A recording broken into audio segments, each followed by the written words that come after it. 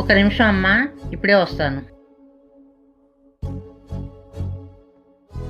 ఎందుకంటే ఇలా చీటీలు తీసుకుంటారు? ఇంట్లో మరి రొటేషన్ అవ్వాలి కదమ్మా. అదేదో బ్యాంకులో తీసుకోవచ్చు కదండి, వీళ్ళ దగ్గర వడ్డీలు దండగా.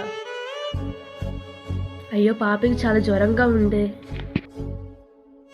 అయ్యో ఉన్న పలంగా హాస్పిటల్ తీసుకెళ్ళడానికి కూడా డబ్బులు లేవే.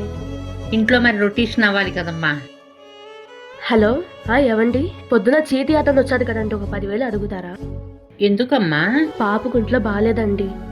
పొద్దున అన్ని మాటలు అన్నావు కదమ్మా, ఆయన్ని మళ్ళీ అడుగుతేనే అనుకుంటాడేమో. ఒక్కసారి అడిగి చూడండి. సరేమ్మా, అడిగి చూస్తాను.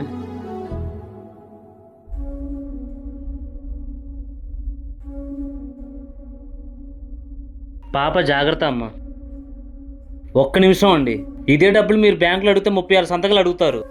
కానీ మేము మనిషి మాట నమ్మకంతో ఇస్తాం. మేము వడ్డీ తీసుకుంటాం, కానీ అవసరానికి వచ్చే సొమ్ముని ఇచ్చే మనిషిని మాత్రం అసలు తప్పుగా అర్థం చేసుకోబాకండి. చాలు.